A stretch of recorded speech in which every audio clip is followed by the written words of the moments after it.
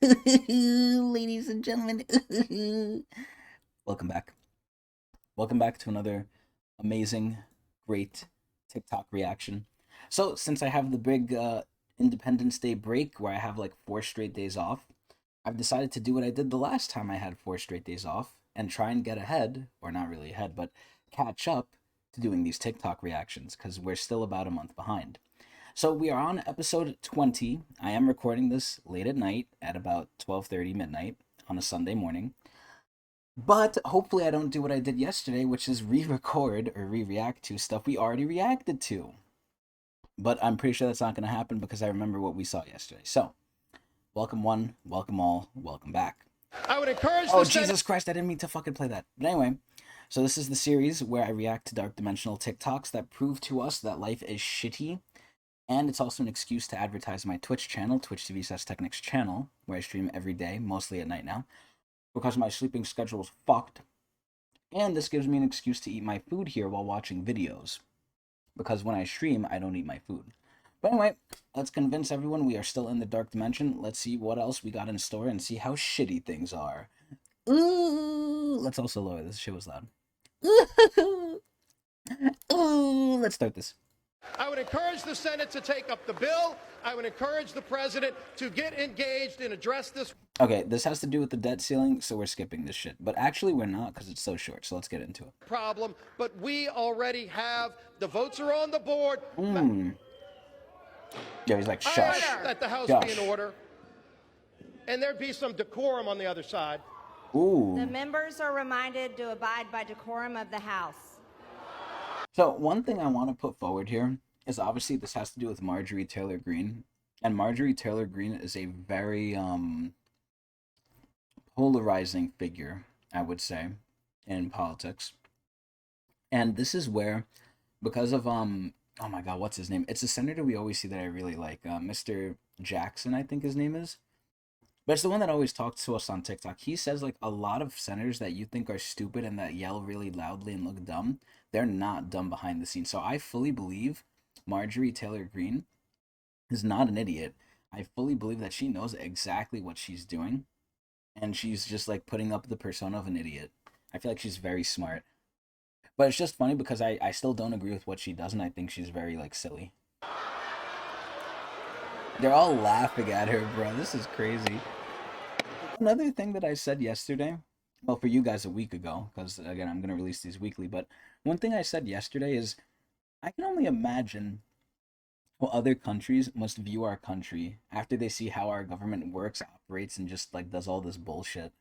But granted, they're probably not like exempt from this either, because they probably do shady shit, are corrupt, and are stupid too.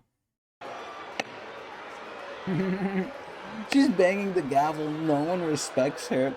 This shit is so funny, bro. Like, literally, no one cares. The House will be in order. Like, that shit is funny, bro. It just goes to show, like, this is so... Our government's so stupid. Let's go next. We're gonna try and get through a lot of videos today. I feel focused today. Today I feel like, well, number one, because I actually finally got sleep. Normally in my days I sleep like 3-4 hours. But today I got like 11 hours, so I'm ready to go. But I feel like we're going to get through a lot today. Despite domestic constitutional provisions and international treaty promises, Japan has no law against racial discrimination. Consequently, businesses around Japan display Japanese-only signs, denying entry to all foreigners on site. Employers and landlords routinely refuse jobs and apartments to foreign applicants. Japanese police racially profile foreign-looking bystanders for invasive questioning on the street. Legislators, administrators, and pundits portray foreigners as a national security threat and call for their segregation and expulsion. Nevertheless, this is crazy. Japan's government and media claim there is no discrimination by race in Japan. There is no threat to Ba Sing Se. Therefore, no laws are necessary. This is wild. So, this is where I fully believe this, despite what the Japanese government might say. And this is because, number one, look at Nintendo.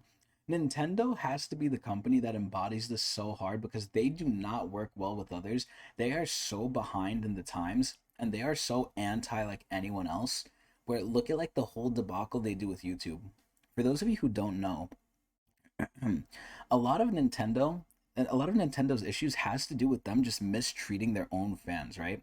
So on YouTube, and this has to go into like copyright law and stuff, Nintendo is fully within their right to copyright playthroughs of their games on YouTube, and anyone is fully within their right. All the publishing companies are fully within their right. Excuse me, to copyright any gameplay playthrough on YouTube, but no one does it because it's such an idiotic thing to do, because it's free exposure to your game. It's thanking the fans for the game. Like, you don't want to actively punish the people who are buying your game, who are giving you free advertising, right? But Nintendo is the only one who does it because Nintendo's stupid. Tooth and nail, they fight their own fans on YouTube and just fans of their games in general that want to do things like modding, hacking, and, you know, there's a whole ethical debate with that. But someone who like mods and hacks the game, like, you know, in not a bad way, that's not selling it, that's not making any money off of it, Nintendo like fucks them good. And even the YouTubers, like, Nintendo doesn't let you use any game music ever. They don't let you do anything with their games. And for a long time, they got into spats with YouTubers about playthroughs of Mario and shit, where eventually they started playing nice. But Nintendo has a track history of being very anti anyone else. Like, it's so crazy. But yeah, no, this is really sad. And you know what the ironic part of this is too? The ironic part is that Japan has a declining birth rate, I believe, and like births or you know, just them making babies is like a big issue there. So the culture has, I think, a big thing to do with that. And one of the main ways that they could solve that is by allowing foreigners in, because damn straight knows we want to fuck. But anyway, yeah, so Japan is racist. What's new? Everyone's racist. Oh, put that shit back. What you doing, man? I'm going for me to go grab some snacks. Grab you some snacks? Yes. Eat this right, man. Eat this right here. Give him some apples. Why is this only in one headphone? Yeah, until I call CPS next time I see you over getting cookies. Child Protective Services. Dude, this guy watching this is just laughing. This is so funny.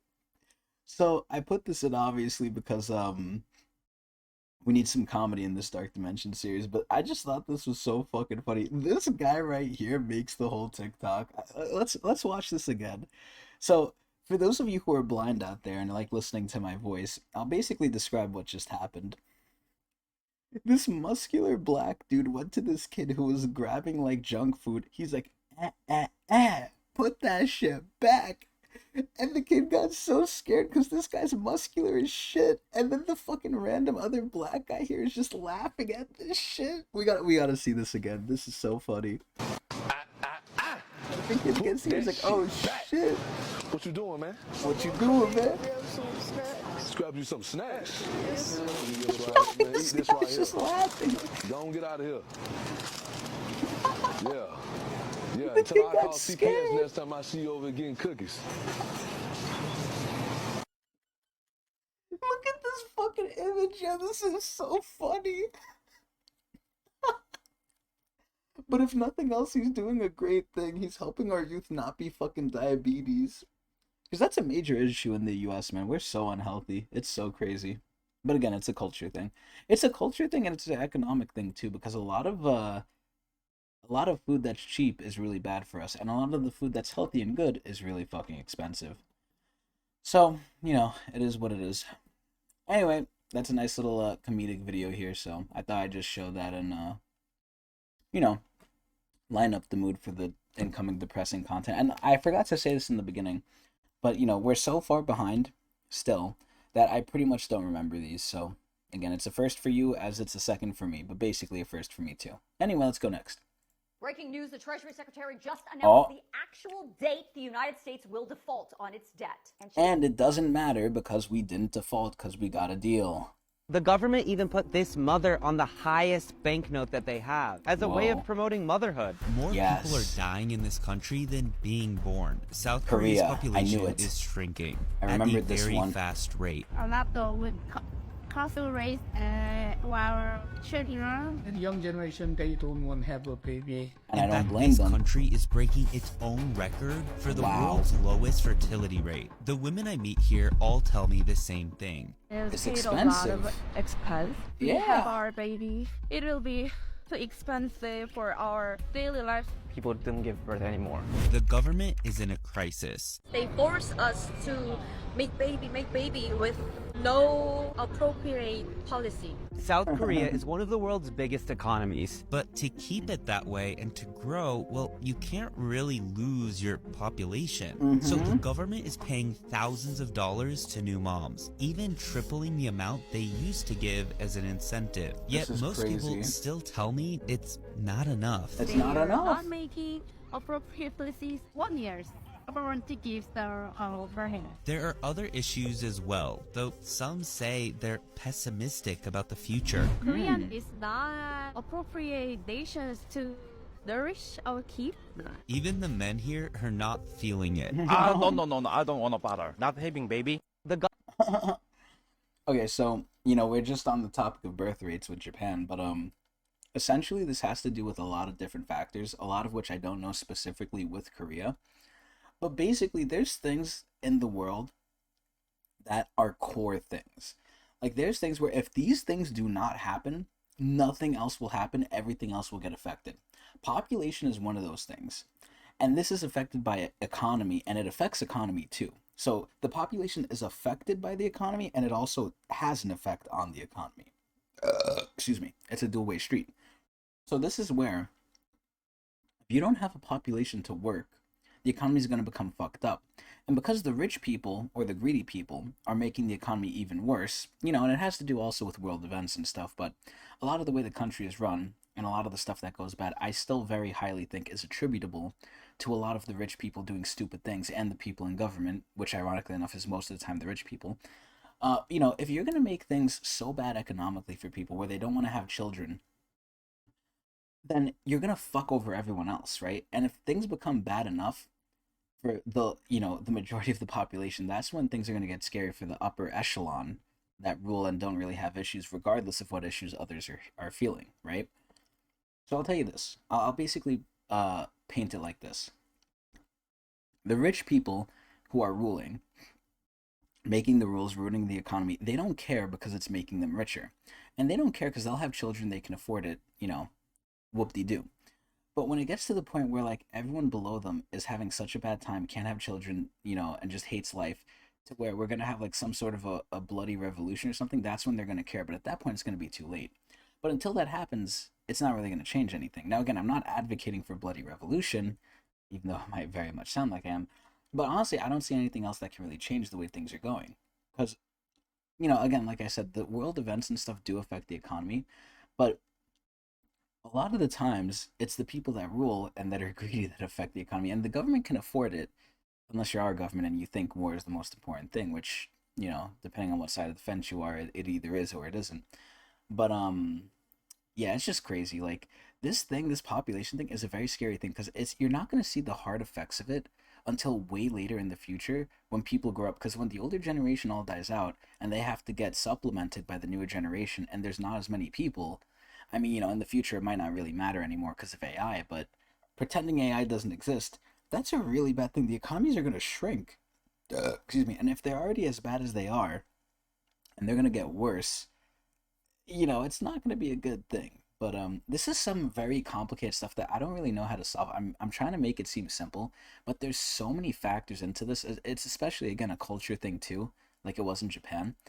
But it's just like, bro, this is just so complicated, and I feel like so many things are going wrong with the world. Economies, populations, fucking cultures, everything is just culminating, and a lot of things are not well for a majority of the people. And again, you'd think with how far we are technologically, it would be better, but... And it is better in a lot of ways, but it's still not where it should be. And I sort of am questioning now, will it ever get to where it should be? And where even should it be? Who really knows? But anyway, pretty nice video. Let's keep going. Okay, so we know a little more about the deal that was just reached on the debt ceiling between the White House and the House Speaker. Now, before I explain what we know... And before she explains anything, I'll tell you, we basically, both sides had to concede. Most people liked it. The extremes of both sides didn't, but it's over and it's done with. Cool, thank you.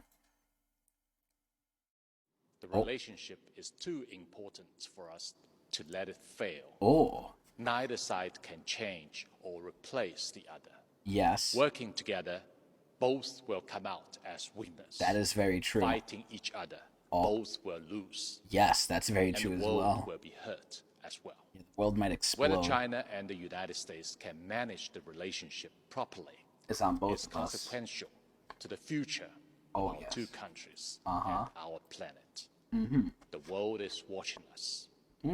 Both China and United States are great countries. And both Chinese and Americans are great peoples. All people are great people. We should keep pace with the trend of the times and reject Cold War mentality. Yes. Zero-sum game. Very, and very open true. our hearts and move forward in the same direction. Okay, so there's a lot of things to say about this, right?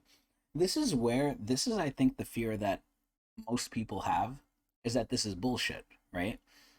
And this is what I think. I think Xi Jinping is very nationalistic. I mean, I don't know the guy personally, and I'm just saying what I'm getting an opinion of, and my opinion could be wrong because it's not on solid foundations. The things I'm forming my opinion from are not concrete things, right? But still, I do have an opinion. I'm not certain in it. But the way I see things with Xi Jinping is he basically wants like a Chinese world, right? He either wants a Chinese world or a world where there's only China, one of the two. So I'm pretty sure he does not like America. I'm pretty sure he does not want America. But he obviously can't say that publicly, and he needs to play nice with us. Now, this entire thing this ambassador is saying is probably from Xi, where, he wants to say, we need to work together. But I'm pretty sure at the first opportunity to either take us out or assimilate us, he's going to do one or the other, depending on which side of the fence he's on. But ultimately, he doesn't want to work together with us separately. He wants us gone, or he wants us taken over. So he either wants to nuke us, or he wants to conquer us and convert us. One of the two. At least that's my thought from what I know, right? And again, I'm not certain with this. But it would be really nice if this was true. But I don't believe he believes this. And there's a lot of people in America, and I'm thinking it's mostly rednecks, ironically enough. I could be wrong with that too, but there's a lot of Americans that fucking hate China, and we don't know anything about China. And what we really don't hate, or what we really hate, is not China. We hate the government of China, right? We hate the people who are oppressing their people, which is the people at the top. But a lot of people don't think that deeply. They just say China bad because of all the media stuff and, all of the political charging and how we're manipulated. We just hate China in general. And this is where, it's sad because COVID didn't really help things, where there's a lot of Asian hate now, or at least there used to be. I don't know. I mean, it's probably still lingering now, but this is where, it's really sad, where there's just this divisiveness. And I'm pretty sure that China probably thinks the same thing about us. And who knows if it's true or not with us. We want to probably rule the world too. I mean, look at us. We have the big stick policy. You fuck with anything in the world, we're there to discipline you. Excuse me. Look at what's happening with Ukraine. I'm pretty sure Putin right now, right? He basically fucked himself and he put himself in a corner. Because Putin essentially is fighting Ukraine. He thought he would steamroll them in 2 weeks, and he didn't. And they have all the big boys in the yard supporting them. I mean, fuck it, right? If I was Putin, if I was fighting Ukraine, and I saw the U.S. giving them tanks, guns, weapons, missiles, helicopters, jets, you fucking name it. They're basically giving them the American arsenal, right? I would say this is unfair. Obviously, the Americans are on their side, and they're helping them, at least last in the war, if not win it. And if I was Putin, this is bullshit. But Putin can't say anything, because if he says something, guess what? Oh, you're accusing us of being in this war, you're gonna attack us? We're gonna fucking, demolish you. If Russia shoots the first shot at us, and it does not take us out, they're done. We will obliterate them. And this is the sad part, but, that's where all our tax money goes. It goes into war. And then China's gonna get involved because they're allies, or if China's smart, they won't get involved and they'll leave Russia to die, because then a war with China is gonna wipe out everyone. So, essentially, Putin put himself in an impossible corner, not thinking everyone in the yard would help Ukraine, but they did. So, I forgot how we got to Ukraine, honestly. But, yeah, it's just there's this whole divisiveness of everything. It's I really don't believe that, or, it has to do with, how they perceive us, how we perceive them. I wish this was true, and I wish we could find a compromise. And this is where you kind of need the threat of violence to reach the compromise, because if they thought they could push us over and just conquer us, they definitely would. People are not nice like that, especially the people in power. So, it's sad, but, it's sort of also reassuring that they see us as enough of a threat to where they want to work with us for the time being. So, it's good and it's bad, but I really don't see things going well between China and us, especially where every other day, like on TikTok in the news or whatever, I always hear, oh, China is deeply upset with the United States doing this with Taiwan, doing this, doing that, saying this, saying that. Like, I'm just hearing so many spats between China and the US. I wouldn't be surprised if something goes down in the near future. It's crazy. But anyway, let's keep going.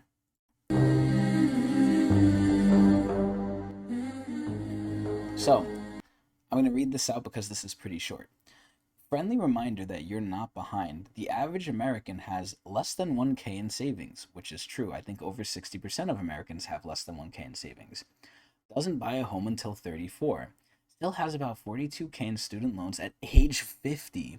Is 17 pounds overweight. Oh, I think that's generous. Watches 33 hours of TV a week, which honestly sounds normal to me. Spends 69 days... I don't know what that means. Spends $69 a day. Damn, that's a nice number. Consumes 11 alcoholic drinks a week. Wants a career change. It's never too late to make a change. So this is where, bless me.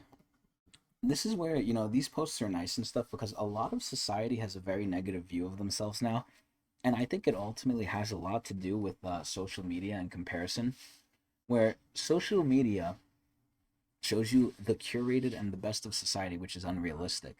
And a lot of people take that now as the baseline of, oh, this is what we need to have. Like, you literally see these lucky people who are millionaires, if not billionaires on social media, like thinking like, wow, I'm doing so bad in life, this and that. But, you're not doing that bad if you're not like with this stuff. This is the average. And then again, I always go back to, at what point is it you're just working against so many odds it's just like near impossible, unless you're a hustler, unless you're like a go-getter, unless you're a workaholic. Like, society is basically to the point where a lot of things are stacked against us, again, because of the rich, because of the ruling class, that what can you really do unless you're extraordinary? There's not much you could do, and it's very sad.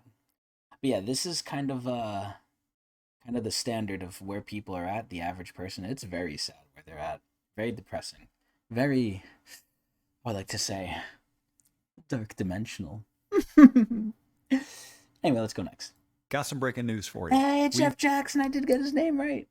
May have a deal to avoid default. Yeah, and we already didn't default. We avoided it, so thank you, Jeff Jackson. Sorry. Actually, you know what? Jeff Jackson is so good. Let's let him play out while I eat my food. Was just sent the outline of the agreement between the Speaker and the President, which would raise the debt ceiling and let us avoid the huge recession that would otherwise begin in about a week. And I'm going to share it with you right now. But I'll tell you up front, the issue now is that we are already hearing from the Speaker's right flank, and they are furious. They had a very long list of demands going into this. Only a handful of them were met. My bet is that none of them will vote for this, which means we are several dozen votes short getting this passed unless the minority party in the House is willing to provide those votes. The problem with that is that the minority party in the House didn't want to do any of this, and now they're going to be told that they have to vote for this or the economy will crash. Like I always say, Brian, Clear Value Tax on YouTube, said it perfectly right. It's a big game of chicken, but it's never going to get to the point where like we actually go over the line. Which is true. It would crash. So here's what's in the deal. A 2-year spending cap for a number of social programs. The IRS will lose some funding. Some unspent COVID relief money will be transferred back. There will be new eligibility requirements for assistance programs like SNAP and TANF, which will be very controversial. And it'll push the next debt ceiling fight out past the next election, which is a lot to have in a deal, but is a big step down from what the right flank wanted, which is why they're furious. But look, I think the general assumption is that because this deal was struck by a speaker from one party and a president from another, that we will have the votes to pass it. But here's the thing. Yes, we're all did. home right now. We were all sent back to our districts so that they could work out a deal. And now that they have one, they have to whip votes over the phone and then call the vote as soon as we're back in D.C. because we are out of time. Yep. And when the outcome is uncertain, that's a risky way to do business. I imagine I'll be getting a phone call about this pretty soon. And I'll keep you posted. Thank you, Jeff Jackson. And let me just tell you this. It worked exactly like Brian said. We got the votes, and we're never going to default as long as things keep going the way they're going. We're going to get close, but we're never going to do it. Because if we do, I'm almost positive someone's head is going on a fucking pike. If they ruin the economy that bad, with how bad things are already, I think that will be one of the few things that can actually push people in this country to mass violence. And that's not going to be good for them. Like, it doesn't matter if you're Democrat or Republican, you're on the chopping block. If you, like, we don't care at that point who you are. You're in power, you ruin the economy. We're homeless, we got nothing left to lose. And you should be scared of someone with nothing left to lose. Anyway, we got the default deal, and that's what it was. So cool. One of the charts that you point out is what you make with that college degree. The return on investment is poorer and poorer. Yes. Yeah, so 40 years ago, 1 in 3 jobs needed a college degree. Now it's 2 in 3. We've embraced this luxury brand positioning where we artificially constrain supply. Deans get rewarded. Alumni get very excited when we reject 70, 80, 90% of our applicants. And it's part of a larger problem across America as led by universities, where we've entered into this rejectionist, exclusionary, NIMBYist culture where once I have a degree, I don't want other people getting into my alma mater. The 80s, when I applied to UCLA, the acceptance rate was 76%. This year, it'll be 6%. So we talk a lot about skyrocketing tuition. Well, what about just plain accessibility? If you just make it harder and harder for people to find on-ramps into the middle class, and then you don't have the same vocational infrastructure that Germany has, where 50% of its citizens have vocational training. That is so true. Us in America can't fix shit. And it's less than 5% in the US. You're creating just fewer and fewer opportunities. America used to be about finding unremarkable kids who grew up in single-parent households and giving them unbelievable opportunities. Now it's about trying to identify the top 1% by income or by freakishly remarkable achievements and turn them into billionaires. That's not America. We need to fall back in love with the unremarkables. So this is where, again, I always say America is becoming a country just for the rich. I mean, New York is already like that. New York is basically sped up. But America in general is just for the rich people. And this is where it gets to the point where it's not as high a level as what I said before. Like, there's certain things in life that are core things, right? Population was one of them, that this will affect everything else. You know, economy, it'll affect. And economy is right under the level of population. I think is also education. Education affects a lot of different things. Now, you know, you could do without education. It's going to make everything worse, but it's not as serious as population. Population is way first in terms of importance than education, but education is pretty important too. It's like water. Like, water is the most important thing ever. Without water, it doesn't matter if you have an economy. It doesn't matter if you have education. It doesn't matter if you have every other thing. If you don't have water, you're fucked. It's the same thing with population. If you don't have population, you're fucked. Excuse me. Now, when it comes to education, this is a very important thing. Again, it's right under, I would say, population, but it's pretty important. So without proper education, without a lot of people getting educated, we won't advance as fast. We'll still advance because some people are educated, but making it more restrictive makes it harder for people to get good jobs. And hell, even with a degree, I mean, look at me. I mean, I'm not a good example, but I don't have a good job and I have a degree. But, you know, a lot of people can have degrees, but less and less people have degrees, the worse and worse jobs they get. And even with a degree, you don't get a good job anyway, so you're already just poor because this country's fucked. So overall, if you're poor, again, how many Albert Einsteins could there have been if education was free? But the problem is, it's become a business. Education, similar to mortgages with housing, are two of the biggest debts you will carry throughout your life: student loans and mortgage. And if we can't, you know, we could eliminate these things if we wanted to, but they're never going to get eliminated. I mean, look at the whole student debt thing happening now with Biden, where it's like it got struck down even though it helped so many people. It literally keeps you shackled for life to overlords that just want to milk you for money because they're greedy. It all goes back to greed. So they're never going to get rid of this thing because it's so ingrained in our, not, I don't want to say culture, but in our economy, and it's so many ways that a lot of big, strong people make their money. It's not going to stop. Like, you can't mess with the big money this easily, to where one of the core things in this country of affecting people and milking them for money, again, which is student loans and mortgages, you can't just get rid of one of those things. So if the acceptance rate is that low too, it really makes me question, maybe they're trying to milk the rich now too. But who knows? Who knows? Like I said, I already think there's going to become a further division of rich and ultra rich.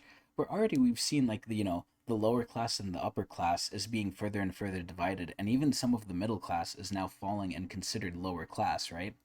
But I think we're going to see, like, the upper class and the ultra upper class also be further divided, and they're going to start to get affected by this too.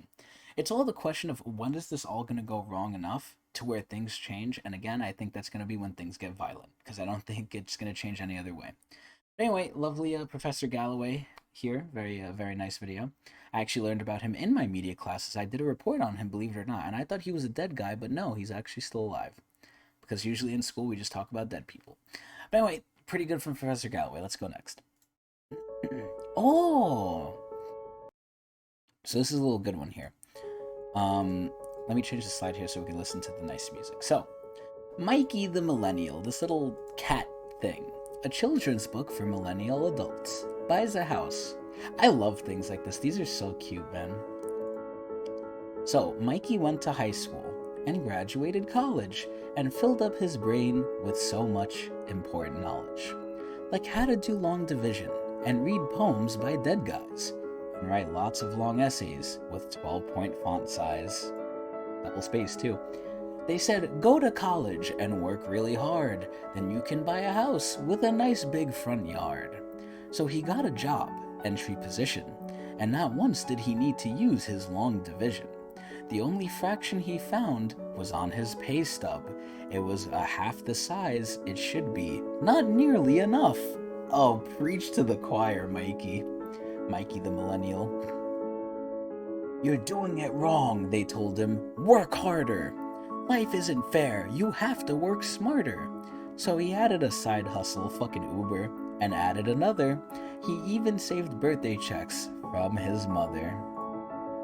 He gave up on iced coffees and going out to eat, and even gave up avocado toast, one of his favorite treats. Dude, look at him in the window, that's so sad. He worked every weekend and never went on vacation. He just stayed at home and took mini staycations. This is so fucking depressing. By the end of the year, he gathered up all his dollars and change and proudly went to the bank with all that he saved. I did what you said, he announced to the man. I followed your advice for a home buying plan. And this is where he fucked up. This is where instead of buying a house, he should have put that in the stock market. Again, don't listen to what the rich say, just copy what they do. If you can't beat them, join them. I always say it every episode. I repeat myself a lot. Don't you read the news? The prices went up. What you've got there isn't nearly enough. Then the man smiled and pointed back towards the door. Come back again when you're not so pathetically poor. Dude, this is so sad.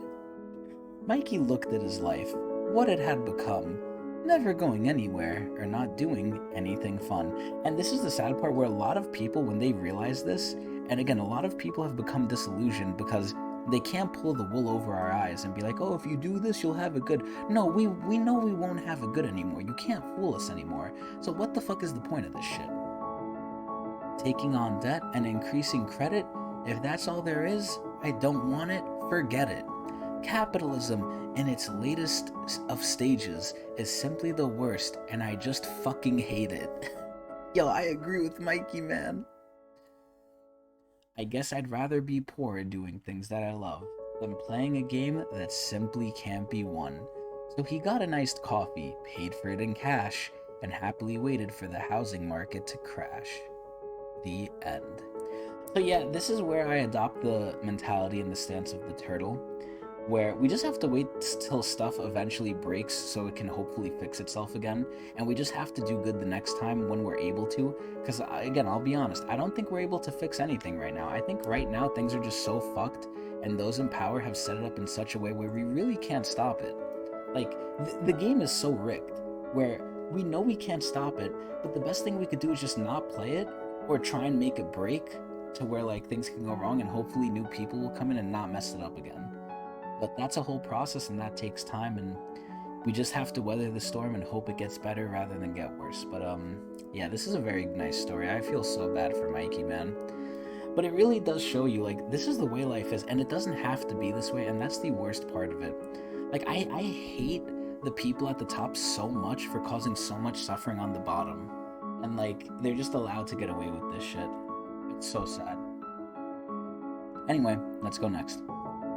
Do you want to know why the wealthy class really don't want us to have healthcare and education? Because if we do, things might be more equal and they might not be as rich. That's basically why. Most other first world countries do. Countries less rich than ours have citizens that just get given education and healthcare. Not Now, on the healthcare side, I will admit there's a little bit of a caveat to that. Number one, taxes might go up. But number two, if you're like Canada and you have healthcare, you have to wait for it, and that's kind of shitty. Where it does actually help to pay, right? If you can pay, you can get stuff quickly when you need it. If you can't pay, you're going to get it really slowly. And that's one of the upsides and downsides of Canada. It's free, but you have to wait.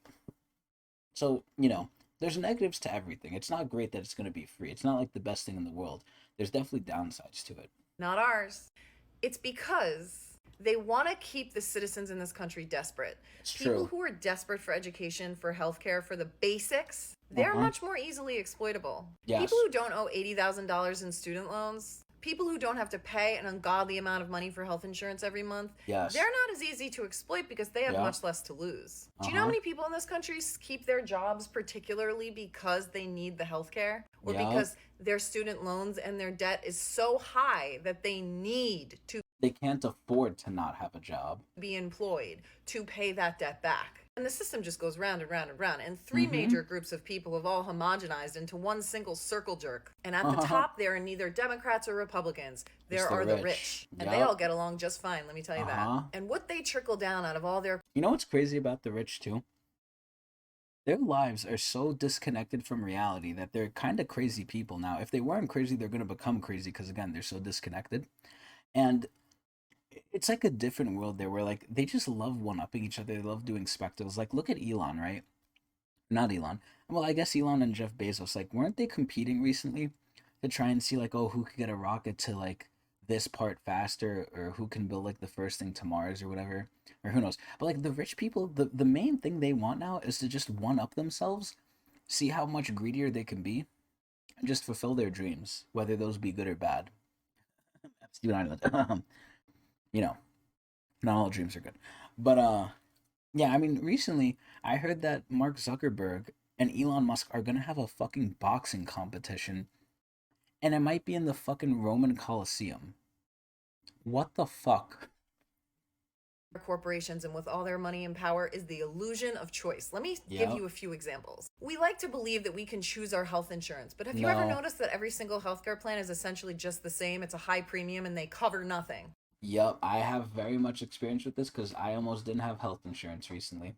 Car insurance, same thing. Go to the grocery store, you have so many things to choose from, but they're all owned by like 4 or 5 companies. That is such a big fact, and those 4 or 5 companies are all owned by BlackRock. You can go to any college you want, but for the most part, you're going to get an education that tells you that you should be spit right back out into the system and go get a job. Be Entry level. a cog in the wheel. Oh, and by the way, you owe us $120,000. Jesus Christ. My point is, no matter what you choose, no matter where you go, no matter which selection you make, the outcome is essentially the same. But they want us to believe that there's an illusion of choice, because as long as you're choosing, you're free. But we're not free when all the choices are exactly the same.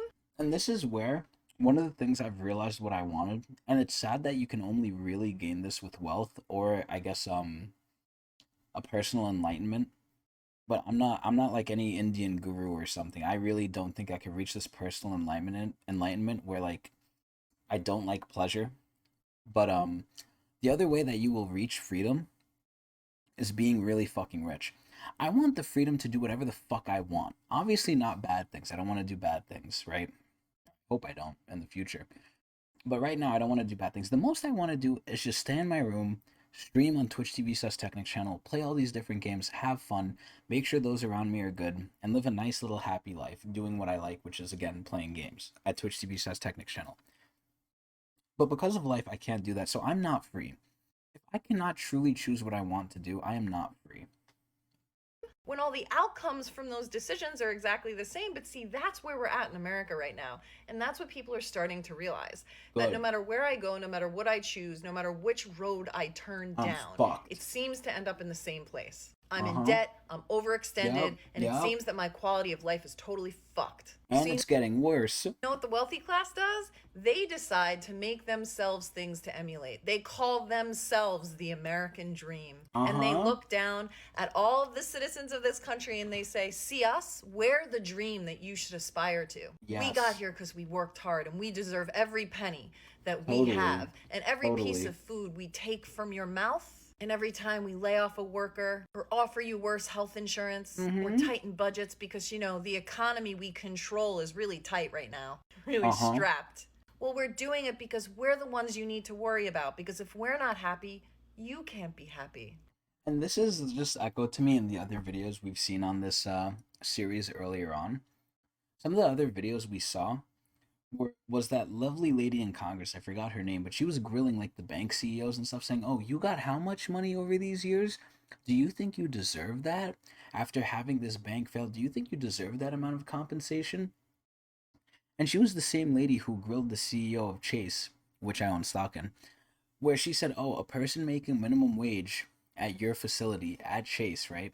You know, making your minimum pay, cannot afford to live if they have one child. A single mother of one child cannot afford to live. She has to go in debt. Would you recommend she take out a loan with Chase?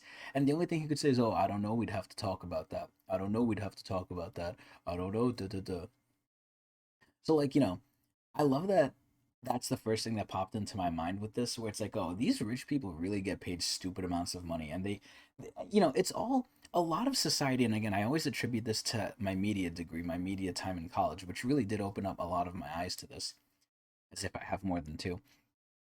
It really showed me a lot of what is in society is lying, it's bullshit, and it's made to manipulate. A lot of what the rich do is very big manipulation, and it's scary because they don't want us to know the reality of things. And again, a big thing today with my generation is because we're so connected to the internet, and because the internet, for now at least, is very free, kind of, in what it can show, we're having the wool pulled over our eyes, and we're having it removed, not pulled over our eyes, and we're seeing how things actually are, and we're noticing like this is fucked.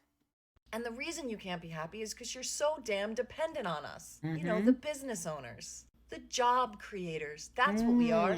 We're job creators. And they say that to people as though there's choice in that, when taking one of the jobs from them is the only way we can survive and live. And whenever they don't like something we do, Disgusting. They call it quiet quitting as they board their yacht. Do you want? I fucking hate, oh my god, I hate this shit so much. But this video was so good. It basically encompassed a lot of what I say. So, I like this. Any of you know the gunpowder formula? No. Can you make penicillin? No. Do you know how to take crude oil and turn it into gasoline? No. Is there anything at all you could give these poor dumb schmoes from the past, huh? Come on, think. No. Use your brain and start making parasites. Oh For example, God. to generate electricity, all you need is an orange or a potato. It would be enough to stick a small golden cross along with a silver spoon into it for these two contacts to produce 2 volts. Oh. Did you know that? No. I'm well aware that my words will not convince you, which is why I'm prepared to show you something that is significantly more substantial. Any of you know we're not going to see it here. But yeah, this is video I sent it to myself in the past just to basically show like we really don't know anything. Even before, when they compared us to Germany, I think Professor Galloway did it too, where he compared us to Germany. In Germany, 50%, which, you know, I'm always going to question these things, right? 50% of the population there knows vocational training. In America, it's less than 5%. Like, we don't know how to do anything. American people are so lazy, we're so fat, we're so overweight, we literally don't know how to do basic things because it's all done for us, or we're going to pay someone to do it. Like, I know how to clean my own clothes, I know how to cook for myself, you know, albeit not well, but I'm very in the idea of people need to learn how to be self-dependent, and it all goes back to education. In school, like we saw before with Mikey the Millennial, they teach him long division. He never fucking used it. Why? Because we have calculators. Now, it's important to learn. I'm not saying don't teach long division. It's important to learn it in case we go through an apocalypse, like, you know, with Russia and China.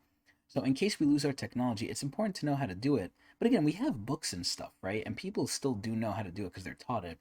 You know, albeit do we remember it, sure.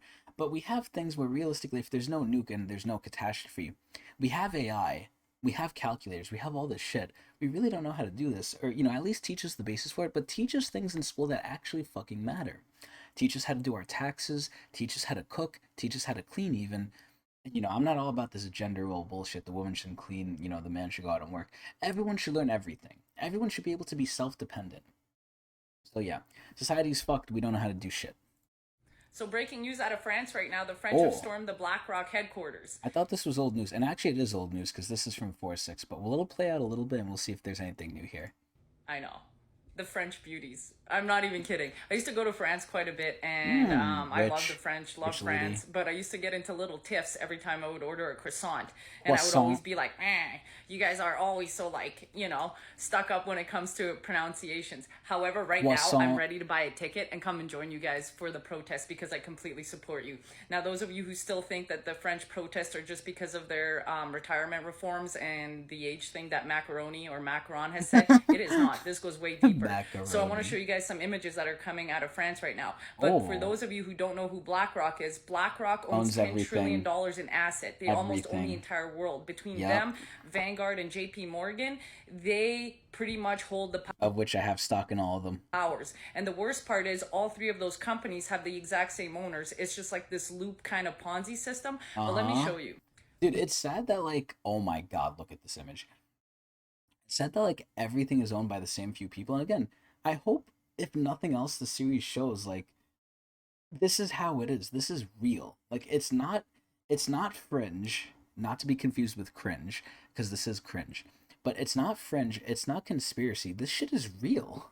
So BlackRock owns every single one of these, or it has investments in every single one of these. Crazy. So you've got Pfizer, CNN, Fox News, Merck, AstraZeneca, Visa, Chevron, Amazon, Microsoft, Fidelity, Exxon. They are also responsible, well, not responsible. They have fucking Raytheon? Oh, nah.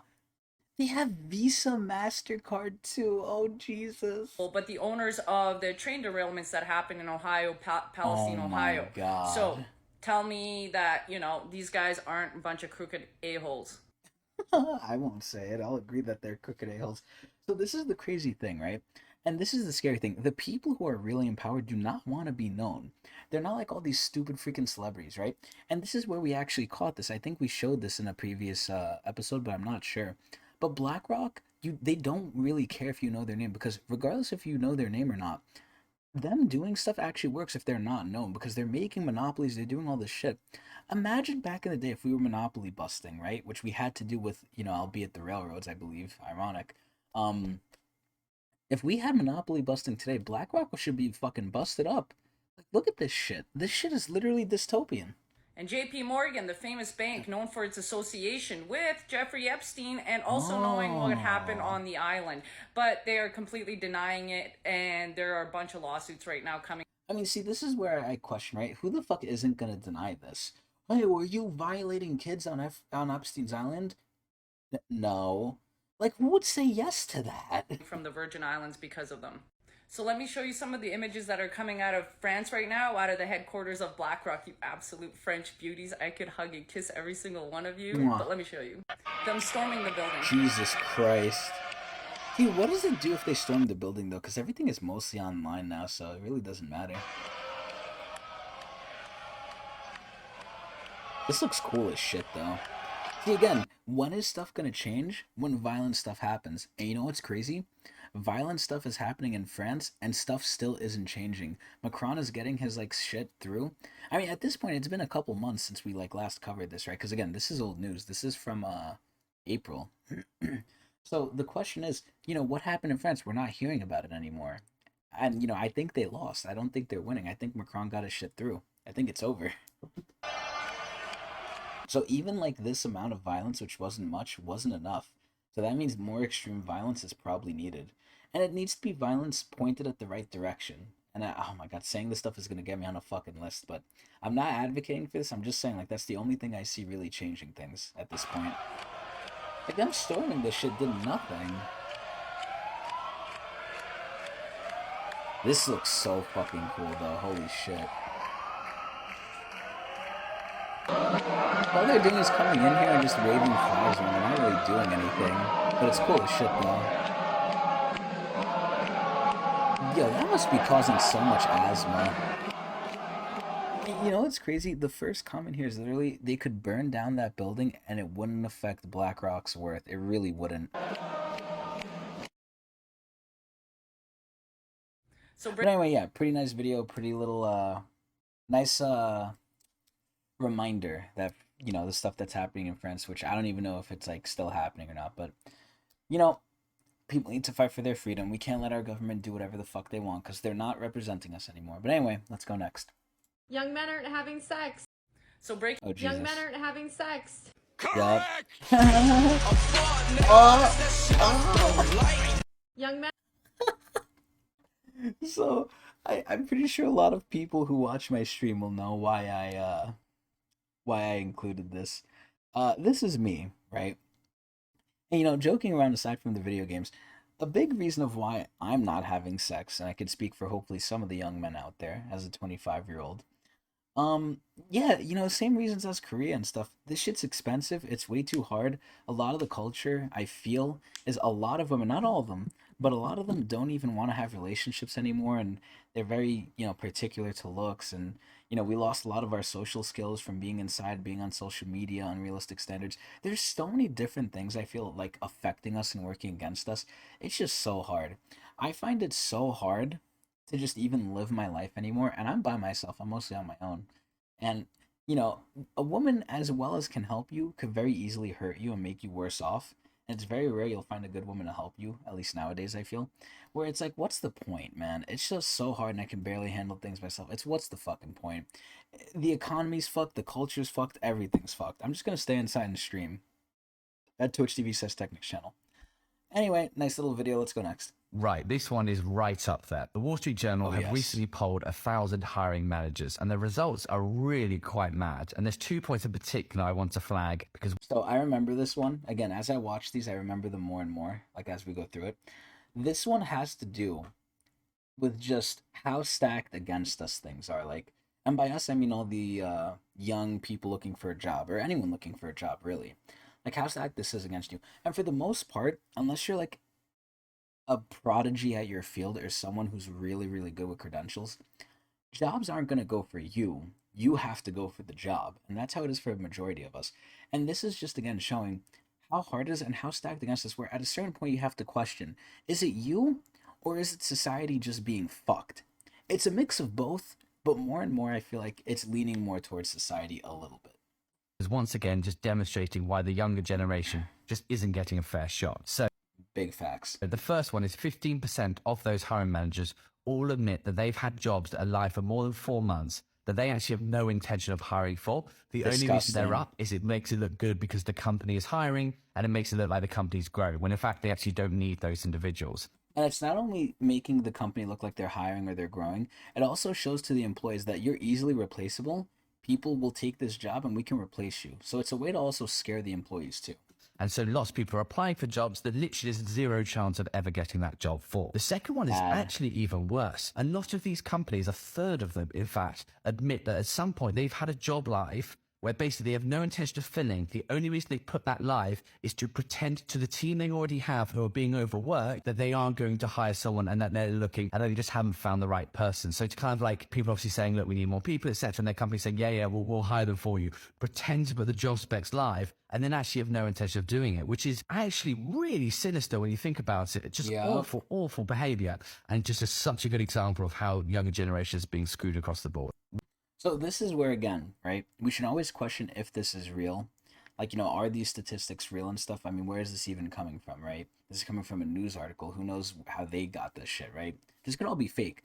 But again, with the assumption that it might not be, this is so fucked, right? And this is where a large part of why I'm scared for myself for the future is my current job is not treating me right. Now, granted, I'm staying there because I have a lot of personal issues with routines and with fear and stuff, and I won't really get too much into it here. But essentially, my job has helped me adopt the mentality I really don't give a fuck, for the most part. If you guys want to fire me, right? This is where I feel like people should not break their back for their job unless it's worth it. And by worth it, I don't mean not losing your job trying to, just float above water. I mean, if the job deserves it, right? If they deserve you, if they do enough for you to where you feel good breaking your back for them. You shouldn't do it because you're forced to. You should do it because you want to. And this is where a lot of the time, right, jobs will do so much slimy shit where I thought, honestly, I'd be fired from my job like over half a year ago at this point. And I wasn't. Why? Because it takes more money to hire someone to train them than to have the person on already. And guess what? I still actually know how to do my fucking job. But a lot of the time, they will use these scare tactics. They don't care about you. They don't respect you. It's rare that they do. And you honestly just not need to give a fuck. Now, granted, that's easier said than done. And a lot of people can't even be in the position to do that. where if they lose their job, if they test it and find out, if they fuck around and find out, it's not going to end out well for them. But at the end of the day, it's so sad to see people are getting like, you know, bitched around by these jobs that, like, you know, shouldn't even be doing it and can't even do it. They're just bullshitting. It's like a big fucking poker game. It's crazy.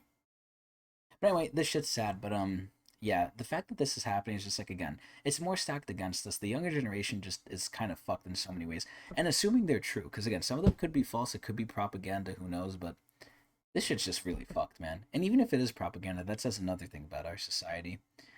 Anyway, let's keep going. Hello, my fellow reluctant capitalists. Hello. Today we're diving deep into the treacherous waters of capitalism. Oh, so yes, grab I your love life capitalism. jacket or another flotation device and get ready for some unexpected survival tips. Oh, Lesson shit. 1. Recognize the lifestyle that's already been designed for you. So this is where I'm assuming, this is where I don't really remember this video too much, but I'm assuming that this has to do with teaching us some skills that we can learn to hopefully be self-sufficient, but I'm not too sure if that's what it's going to be.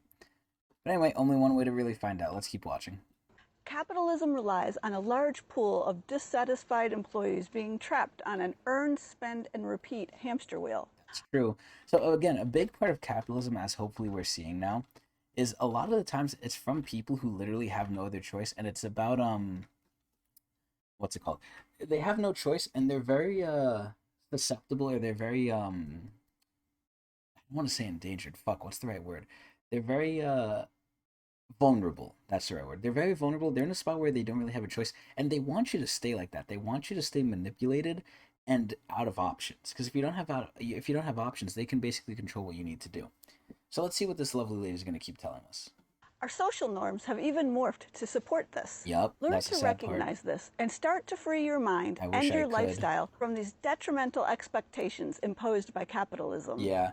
This is where, again, I don't want to come off that capitalism is solely evil. Late stage capitalism definitely is, which I feel like we're in. But capitalism does have its place in the world. It did definitely help. And as Second Life from YouTube said, you know, it did help us in a crucial time. It's just I think we're ready for the next step, which I don't know if it's socialism, but I don't want to bash capitalism too hard, and I don't want people to be super anti-capitalist, because again, look at Canada. They love free healthcare over there. Sure, you know, everyone likes to say free healthcare.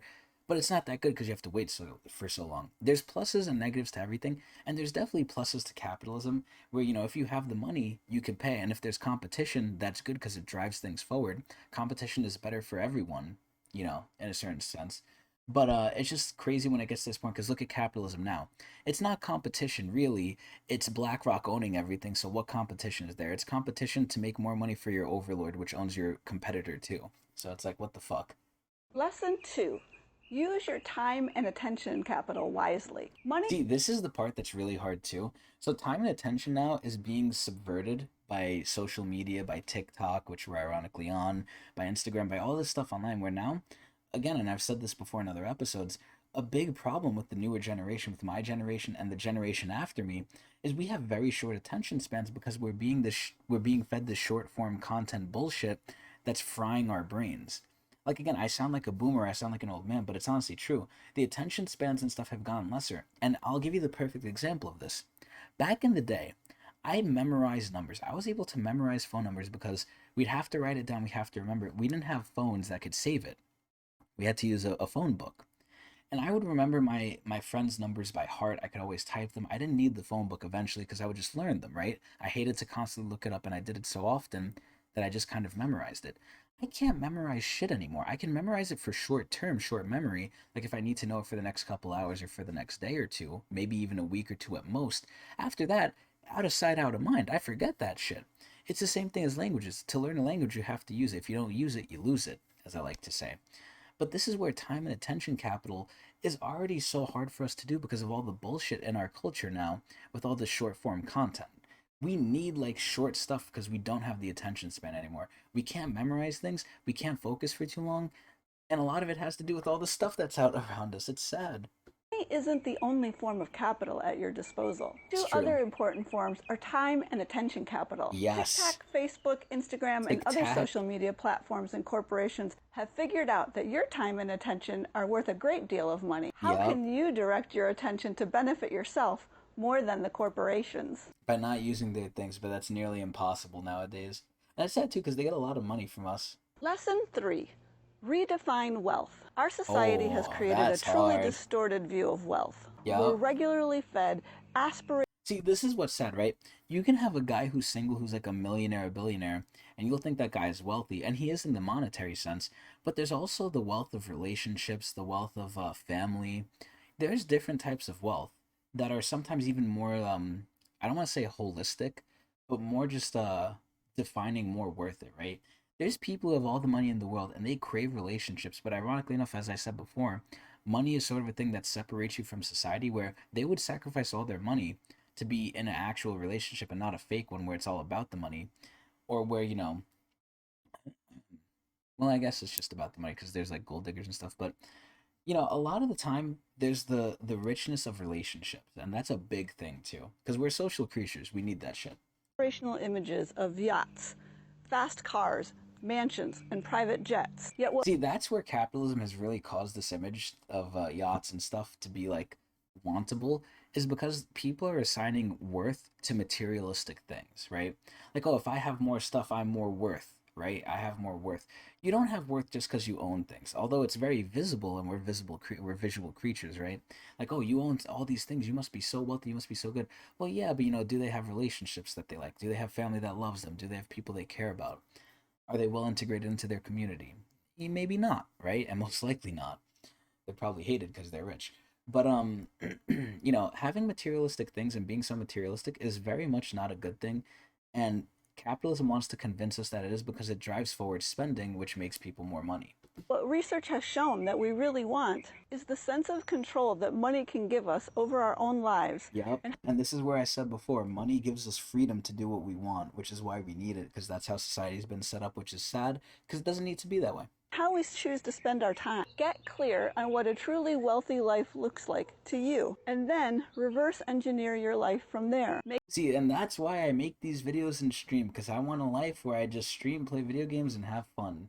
And hopefully make money off of it, because that's the only way I could keep doing it. Making decisions that move you in that direction. Lesson 4. Engage less in our harmful capitalist economy. Whoa. You can buy less. Reduce your involvement in the destructive aspects of capitalism by embracing degrowth and reducing your consumption. Also, finding ways to meet your needs without spending money which is becoming increasingly hard. And increase your resilience, resourcefulness, and pride in your own efforts. That is very true. Lesson 5. Protect your physical and mental health, as well as your imagination. And that is so fucking hard, too. Like, I constantly say this, too, right? As a cog in the wheel of capitalism, as a little worker drone in my little cubicle at my law office, right? Doing the same monotonous thing every day, I feel like my imagination is suffering. I feel like my brain is melting. I feel like I'm being dronified.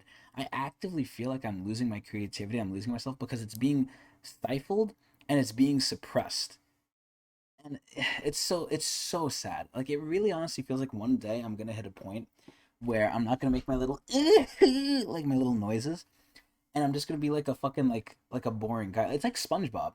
Remember that episode of SpongeBob where it like predicted this, where SpongeBob became normal? He became like round, and he became like the office worker, and he was so boring. He lost his fucking soul. And I feel like one day I'm gonna have to suppress my creativity enough to be in the real working world that I'm gonna be like different, and it's gonna be worse off for me. I'm not gonna be myself anymore.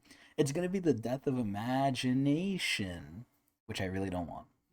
Capitalism is both extractive and degenerative, and exploitative, sucking as much as it can from people and planet. Yes. The less healthy, content, and creative you are, the more you end up spending money, so corporations can help you meet your needs, solve your problems, and feel better. But they don't really want to solve your problems, because if they solve your problems, you're not going to pay any more money. It may well be that the happier, healthier, more satisfied, and self-sufficient you are, the less you do to uphold capitalism. Whoa. And our last lesson, prioritize social capital. Social capital is important on so many levels. We're social creatures. It can save you money, strengthen your connections to others, and to God. Build community, help you reduce your negative impact on the planet when you borrow something instead of buying it new, and make you more resilient in the face of challenges. See, this is where she's wrong, because, you know, even though we do have an effect, like, you know, taking your bike instead of taking the car, taking the bus instead of taking the car, like I've shown before, hopefully, and like I've said before a lot of the time, it's mostly the big corporations that are not only the drivers of how our society is, but also the main contributor to pollution and stuff and the environmental problems we have. So it's not really us, and us doing stuff is technically helping, but it's helping to such a small percentage that it really isn't changing anything. And it's the big corporations that need to be scrutinized and need to change their ways. Plus, when it stops you from running to Lowe's, Walgreens, or Safeway to buy something new, keeps money out of the extractive economy. Big so facts. Let's support each other. We're stronger together, and collaboration is the name of the game. Yes. Lift each other up. Share knowledge. And let's Uh-huh. build a community that shines, even in the face of capitalism's challenges. Big Share your factoids. strategies in the comments for surviving and even thriving in our late-stage capitalist meltdown. Damn straight. I like how a lot of people are basically agreeing that we're in late stage capitalism because things are so fucked. Again, just look at BlackRock. But anyway, pretty cool. Pretty cool. I might name this one late stage capitalism because we keep going over it. Anyway, let's go next. My advice to people like yourself that have registered some success and to men of my generation is that if we want better young men, we need to be better men. If you look at when young men come off the rails, almost always the primary single is the absence of a male role model. 70%. Oh, okay. This hits kind of close to home. For those of you who are interested in some Chris Allen lore, I didn't have a great childhood growing up. I was with my father for very little. Stuff wasn't good there. Then my family split up. I went with my mom, so I was in a single parent household without the father. And then I had fathers come in and out that were not my own occasionally. And, pretty tumultuous childhood, I would say. But, this kind of hits close to home for me. Percent of men incarcerated come from a single parent home. Oh. And we're finally having an honest conversation that moms provide, obviously play an enormously important role. Oh, yes, they do. So this is where I'll put in some of my own knowledge from psychology, where both are very important. I mean, I already know what he's going to kind of say here, right? Moms are important too, but we can't ignore the dad. Both are important. You need a mother and a father, right? Going back to the nuclear family, which more and more doesn't really exist anymore. I think, what is it? What is the statistic? Half of marriages in America are ending up in divorce or something. But essentially there was this experiment, right, that was done to little monkeys because they're not going to do this to humans. That's ethically wrong, and I think doing it to monkeys is kind of ethically wrong. But we need to learn stuff, right? So they did this test on monkey where they took a baby monkey away from its mother, and they put it in like a area with a metal baby mother, with a metal monkey mom and a furry monkey mom that were obviously not real. They were like dummies, but they put like the furry dummy and the metal dummy, and the metal dummy gave the baby monkey food. The baby monkey knew it would get food from the metal dummy, but the furry dummy gave it nothing. And then they put like a scary like object in the baby monkey's enclosure, and it would like make loud noises and it would scare the baby monkey, and the baby monkey would always run to the furry dummy. Even though it knew the metal dummy was its caretaker, it didn't feel comforted by it. It needs to feel comforted. This is where mothers do a great job of making us feel comfortable. And the dads are obviously, there for other stuff too. And they also make us feel comfortable. But it goes to show that at our base level, we need certain things. Excuse me. And the absence of those things in our family definitely affect us. But moms are usually there in some form. The variable is a male involved in their lives. And what's interesting is that girls have similar outcomes even when they're in single-parent households. The delta between the outcomes of young girls in single-parent versus dual-parent households is negligible. It's huge among men. What we're finding is that young boys are physically stronger, but actually mentally and emotionally, they're actually much weaker. Oh, I fully believe that. Than girls. Yeah, oh my God. I mean, this is going into the topic of just mental health for men in general, which is just, it's insanely bad. Like, let's just be honest, right? Mental health for men and how men are treated in society, I think is very, very poor. I obviously am I would say more open than I think some people in my emotions and my stuff. I mean, I'm known as the great complainer. I complain about a lot of things, but that's because I'm not going to internalize it and shut up about it, even though I do with some things, because not everything needs to be said. But yeah, no, I've definitely gotten my fair share of flack for being so emotional, quote unquote, which is also kind of a womanly trait. At least that's how it's been told to me, where I need to nut up, stop being a bitch, and, just do it. Just be a man, just do it. It's like those memes you see, just be a man. Oh, you lost your arm? You can't work anymore? Be a man. So it's like, I think we need to go a long way with men's mental health, and it's really not too good. And if you're a man, you know, a lot of it's very sad. My heart goes out to everyone. Anyway, let's go next. Oh. France is no longer a democracy. Oh, France. Okay, so this is way more recent. This is on 6 too. I'm explaining. I think we've seen her before, but I'm not too sure. Regardless of your opinion about the retirement reform, you haven't missed the way that the people protested against it. Also because of the way that it was passed. Oh. To pass his unpopular reform, Macron used a part of our constitution called 49.3.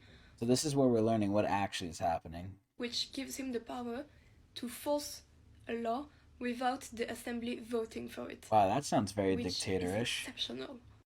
And again, it's the first time in our history that there is no vote at the assembly. Again, another thing in our time that is the first time in history it's happening. In France, we don't elect a king. Oh. We don't say to that man, okay, now you're the boss for 4 years. It's not 5 how years. It works. Ooh. We locally elect deputies to represent us in the assembly, and it's in the assembly that laws are voted.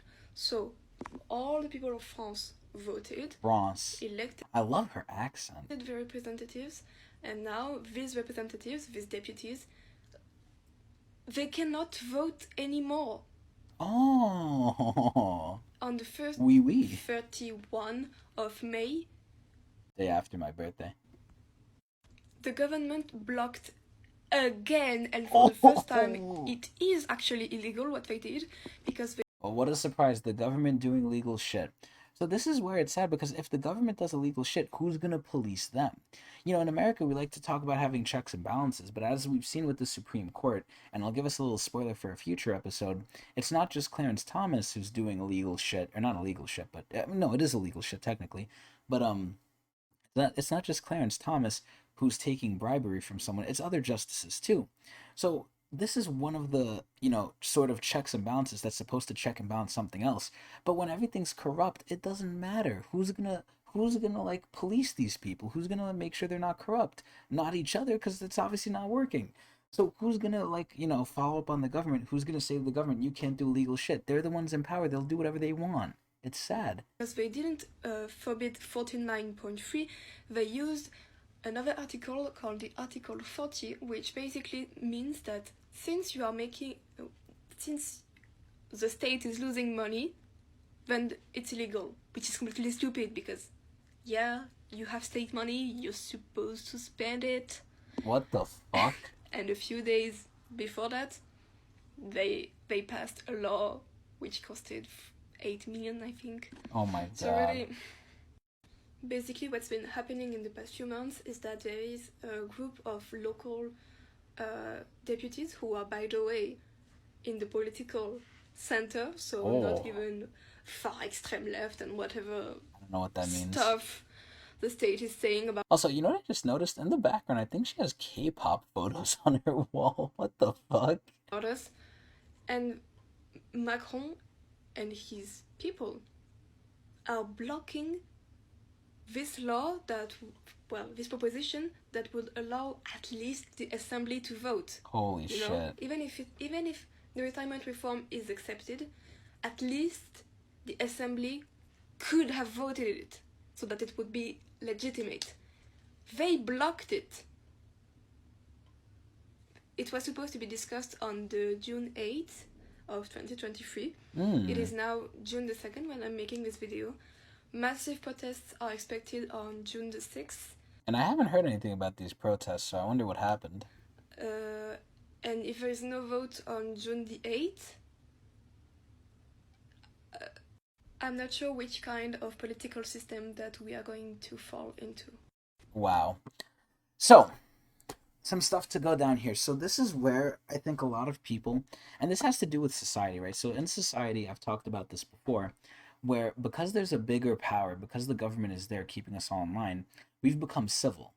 We are still animals. We are still wild fucking people. And, in human nature and human history, we see some of the sick shit we've done to each other. And without a higher power to sort of keep us in line, to keep us restricted, I feel like we'll do it again. Because again, there's sick fucking people out there. And it's not sick people. I think humans are just sick in general. We all have underlying instincts and we all have underlying needs. Well, not really needs, but wants that are kind of sick in nature. Or we would see sick in nature with today or with society's standards of today. So here's the issue, right? This is where I think people have become complacent and people have become too, I'm going to say kind of domesticated, where, excuse me, this is where people now believe, like, oh, because this is the law, because this is the way things are, you can't go against it, you cannot listen to it. I'm just imagining this scenario, right? Where I imagine they go to Macron and they tell Macron, oh, you can't do this, this is illegal. Macron says, so what? And he does it. And then they're going to be like, oh, Macron, you can't do that, that's illegal. He's like, I just did it. And now they have to go with it because he's the leader. And the question I have is, why is no one stopping him, right? Why aren't they getting the police to arrest this guy for doing illegal shit? And the obvious answer, one, is because probably A, they're probably corrupt too, or B, he's probably buying the police or whatever, in the little scenario I made in my head. So at the end of the day, it really doesn't matter if this is the law or not. People at the end of the day are going to do what they want, and if they can convince the side that could punish them that they could do it, they're going to get away with it. That's all you need to do. Because again, look at the court system. Look at the Supreme Court in the United States. They basically were bought off, and they can make the rules now so the people in power aren't affected by it, so they could do whatever they want, even if it's against the law, because they control the law. It's fucking sick, it's fucking crazy, and it's fucking disgusting. And we need a balance of power. It's fucking crazy. As AI technology becomes more sophisticated, the global population... Oh, I remember this one.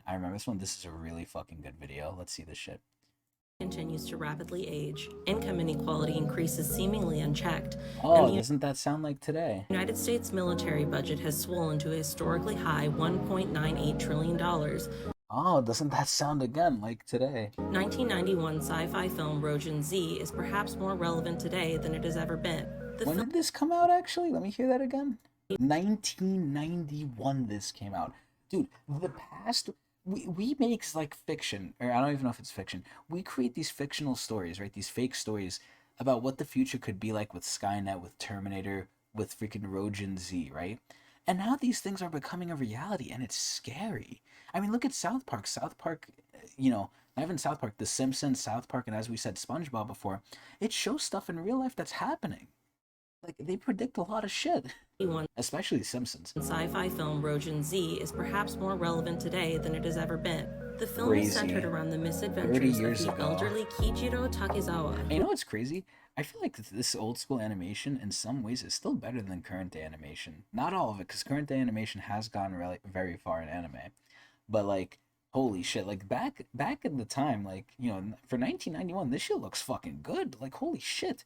Who's been selected as the first volunteer patient to trial a revolutionary AI elder care pod. AI. Called the Z001. Takashi Terada, a representative of the company that develops the technology, introduces it as not only the best way to preserve the dignity and safety of seniors, but as a blessed relief for the younger generation who will no longer have to be saddled with the care of their elders. And you know what's crazy?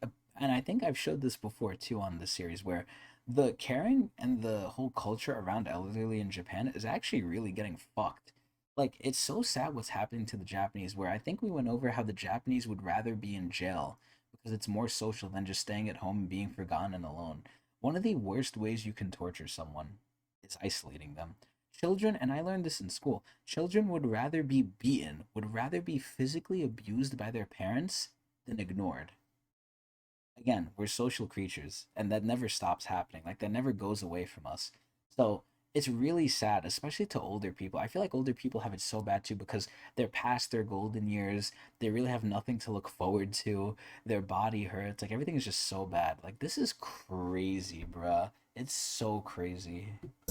However, Takezawa's carer, idealistic nursing student Haruko Mihashi, is not so sure that this technology is as good as it sounds. Yo, he fucking slapped her. Particularly when Takezawa starts using the Z001 to send distressing messages to her computer. In the interest of keeping this video short, one thing leads to another, and the Z001 takes on the personality of Takezawa's dead wife, turns into a mech, and wreaks havoc on the city as it tries to fulfill Takezawa's singular wish to go.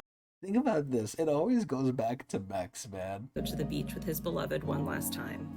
In an ensuing chase, it is revealed that the Z001 was not developed to help the elderly at all, but was merely a convenient side product of a secret military project. Bro.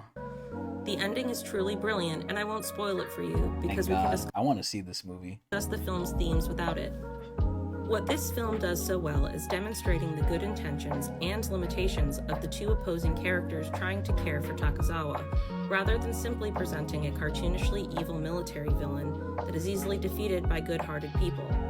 Haruko is desperate to provide him with loving human care, which we need ever so more often in today's society. But we see in the opening scenes of the film the system she works for is simply too under-resourced and stretched too thin to provide even the most basic care. Oh my god, dude. I've said this before where it definitely hits home. I really have a soft spot for old people, but oh my god, this is actually so depressing because you gotta think, right? This is from 1991. Things have gotten worse from 1991. And if this was the social commentary then, just imagine how bad it is today. I hate that all these people are suffering in the world today. It makes me just so depressed. Terada, on the other hand, is disillusioned, but still seems genuinely concerned with improving quality of life for seniors. So Terada is the guy. Even at the cost of making a deal with the devil and assigning their care to heartless machines. See, this is sad because he has good intentions. He's just going about it the wrong way, but he thinks it's the right way. But what even is the right way anymore? Because the whole system is failing. The whole system, like they said, is understaffed and stuff. It's what the fuck are you supposed to do? What is the right choice anymore? And the sad part is there's the quote of all good intention, hell is paved with good intentions. But it's what the fuck are we supposed to do? We can try and do good, but is it really good? I don't think we'll ever really know. It's so hard, man. Neither of them, however, are able to achieve their goal, because the socio-political context they live in is not concerned with the care of the elderly, and is instead concerned with profit and military prowess. Oh my sweet Jesus Christ. How close to today's world is this shit, and it's 30 years ago? That socio-political context is essentially the same one we live in today, the context of global imperialism. Imperialism, understood in leftist political theory as the highest form of capitalism, devalues groups that do not control or generate capital, including the elderly, who no longer work. Fucking thick. While many cultures hold honoring the elderly as a social value, increasing economic look at his cat. Stress has led to worsening conditions and increased neglect of the elderly around the world, just as depicted in this film. Dude, this was an amazing fucking video. This was so good. Oh my god. I really recommend. I want to watch this. I recommend everyone to watch this. This is insane. I really, really am sad, and I really, really hope that, again, this series, which is watched by thousands and thousands, if not millions of people, really changes people's minds. And I hope this inspires something that is good, because as I keep saying with this series, there's so much bad that happens, man. It's so fucking depressing. My fear is that we're too far gone. It's past the point of no return where we can't help people and things won't get better for the majority of us. As time goes on, as technology goes on, if we just eliminated the greed, we can make such a good life for everyone. But as it stands, I don't think we are, or I don't think we can, with the way things are going. And that is the true darkest form of the dark dimension, that it will never get better, that things are not gonna ever be good. That, by the time aside from the mega rich, the mega wealthy, which are going to have it good relatively, until we all nuke each other, which is a very high chance, I think, in the future, of we're probably going to wipe ourselves out, that a majority of our lives and existence as the human race, for most of us, is going to be depressing, sad, and miserable. And I don't want that. It's, oh my god, it's just so sad. Oh, this video is so sad. Let's go next. Oh my god. Did you know that a lithium deposit worth a staggering $700 billion has been discovered in Mexico? Ooh. But here's the catch. It's been nationalized, meaning American companies can't just come in and take it. Yeah, good luck. We're gonna find a way. U.S. corporations known for donating heavily to the Republican Party have been pressuring Mexico to open up the deposit. Yeah, and I bet you if he doesn't open it up, I'm pretty sure soon we're gonna find him dead. They wanted to exploit it for their own gain, but Mexico stood firm, refusing to be strong-armed or undercut. Good. Frustrated by their inability to control the situation, these corporations turn to the politicians they have bought. Of course. And I'm glad how this video, really just says it straight out. They bought these politicians. They used their political influence to attack Mexico and demonize its decision to protect its resources. Even just like how they demonize the business owners who actually provide their employees a livable wage, like we've seen in other episodes, which is what I believe Ford did back in the day. Respected she's fucking cute. Publications like The Economist, known for its right-leaning views, blamed Mexico for hindering the so-called Green Revolution by not allowing corporations. Yeah, they blame Mexico, not the people who are actually at fault, which are the big corporations. And I don't even know which ones, so I'm just going to say all of them. Strip its lands. And the Council on Foreign Relations, CFR, came out against Mexico's nationalization, siding with the interests of these powerful corporations. It's a disturbing reality. God, look at this fucking ugly place. I'm near this. I can walk to this. Like, I've been to Times Square and I'm right near it every single day that I work. Horrible, horrible place.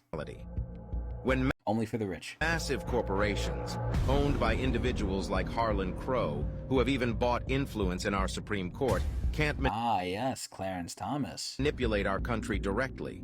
They resort to using the politicians they have in their pockets. Let's not be fooled. Demonizing a country for protecting its resources is just a tactic to serve the interests of a few. Yes. We must remain vigilant and ensure that the true well-being of our nations and their people is prioritized. Yep. But then the question becomes, how are they prioritized if we don't steal from other nations? Because at that point, that's pretty much what we're doing. We're stealing from like the underdeveloped nations to make our nation better and guarantee a quality of life. And if we stop stealing from them, our quality of life is going to change and get worse. Not anything that's unlivable, but it's going to go down, and people aren't going to like that. So yeah, we can leave Mexico alone, but I don't know if the people are going to like that, even though that's technically the right thing to do. And as you can see from the comments here, where people are, saying, stay strong, Mexico, hold firm, Mexico, this, and that. The common people, I don't know if they know the whole situation, but even if they don't, they seem to be siding with Mexico in this side. So, it really is the big corporations. It really is the ultra wealthy elite that are the ones that want this and are demonizing it, even though the regular people know this is wrong, which is good. It's a step in the right direction. Anyway, nice video. Let's go next. Pretty sad shit, though. Today I used AutoGPT, ChatGPT, and Slack to create a serverless application without ever having to leave Slack. Here's how I did it. First, I went to promptops.com and installed their Slack bot. Then, once I had that installed, I gave it one goal. That was to create a Lambda function that wrote a random string to a Dynamo database. It gave me each task it was going to do, which I had to approve and then hit the run button. It started out by creating the DynamoDB table I needed, then it created the IAM roles and policies that the Lambda function was going to need. And then it wrote the code that the Lambda was going to execute for me, deployed it, and then tested it. This is insane. This is really useful if you want to use AutoGPT or ChatGPT to create AWS infrastructure without ever having to leave Slack. So I actually did this from a plane because I didn't have a computer that had my IDE and other creds on it. I was able to get on the airplane Wi-Fi, use Slack, and run this thing. So I thought that was pretty cool. Wanted to share it with you all. If you have other tools that you think I should look at, leave them in the comments below. This is fucking insane. And I love the comment here. I think the only word, the word I is the only thing I understood. I don't know what the fuck this guy was talking about, but again, it shows you how crazy AI is getting. Like, this guy did this shit from a plane on his phone, where he created all this bullshit, which I don't even know what this shit is, but it sounds complicated as fuck. This came out 2 months ago almost. This came out like 1.5 months ago almost. Like, bro, AI is fucking crazy and scary. But again, more proof that it's scary and crazy, and it's expanding at an exponential rate. Pretty cool. With all the talk of burnout lately, I shouldn't be surprised there's a bunch of people recycling the hate for the phrase work-life balance. Work-life balance is so bullshit. Because I'll tell you what work-life balance is. Work-life balance is working less hours or working less days. That's work-life balance. You cannot have work-life balance if you work 40 hours a week. And some people who work more than that might scoff at me. They might make fun of me. And again, this is where in a previous episode I mentioned it's just a changing mentality where the older people will be like, oh, well, if you don't break your legs and walk to work every day and work 18-hour days, why are you complaining this, and that? Work-life balance, how do you not have that? I worked 18-hour days. Bruh, just because you had it harder and we don't have it as hard doesn't mean it's still not, like, ridiculous. They talk about work-life harmony. Bullshit. My view is I don't even like the phrase work-life balance. Fuck this billionaire. I think it's misleading. I think you're a cunt. I like the phrase work-life harmony. Oh, do you, Jeffrey? They say work and life are not opposing forces. For 90% of the people, they are, if not more. I don't have actual statistics, but I'm pretty sure people will agree with me when I say most people, for work is an opposing force for them. And unless they were forced to do it, which most of them are, they would not do it. You know, we talk about work-life balance. You know, work and life are not opposing forces. Yes, they are. Balance is the wrong analogy. No, it's not. You know, I'm the same person at home as I am at work. And I just said that before, too. That is not true. At work, I am not the same person I am in here. I like making my little my little noises at 2 a.m., mind you. But I do not do this shit at work. I do not even act like this at work. I have to be tame. I have to be different at work because that's just how work is. If you're not different at work, you get chastised, you get alienated, and at worst, you get fired. It's just different clothes and a different table I sit at. No, it's not. Right? No, and so... not. Yeah, look at them nodding. You know why they're nodding? Because they're probably on his fucking payroll. They probably work for him. They have to agree with him. They're incentivized to agree with him. And so what I try and do is recognize that it's... Unless, you know, I could be wrong here. I actually could be a really good CEO and provide good work-life balance, but who knows? All my life. And there's no difference in where I am and what I'm doing. So this is maybe the case for him because he probably owns the company or whatever, or whoever the fuck he is. But, you know, for most people, this is not fucking true. Great. How lovely for them and the maybe 20% of the people who can do that. The love what you do and never work a day in your life. Which would be the same for me if I was popular at streaming. I mean, I am. It's just, you know, the numbers, they're glitched out. They don't show it. People. The bulk of the working world can't do that. Yep. They work a tough job that is sometimes fun and invigorating. Not for me. But is often just hard work. Yeah. Meetings they don't really want to be in. Work we really don't want to do. Bosses and coworkers who are just a pain in the ass. Yep. Hard work for modest pay. Not for modest pay anymore. That bears zero resemblance to their life outside the office. Yes. Thankfully. For most of us, work and life are not the same thing in different clothes. Yes. And they are something we do need to keep in balance. Yeah.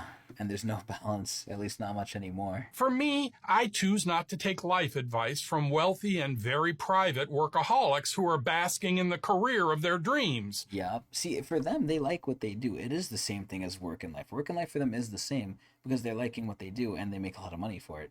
And, you know, it's what they chose and they were successful, which is not, there's nothing wrong with that. But for most of us, that's not what we want to do. And you shouldn't take... And I'm not going to take advice from people who are fucking isolated from society and have unrealistic views on stuff.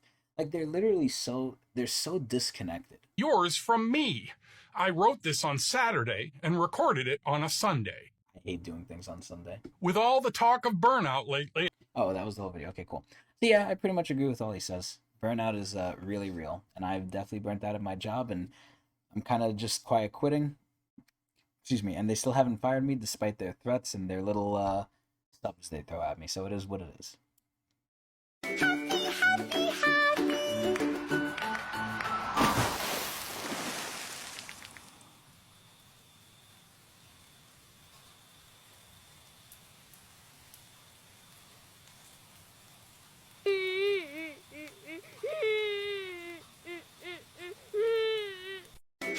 Yeah, so this is basically, I want to equate this to like two things.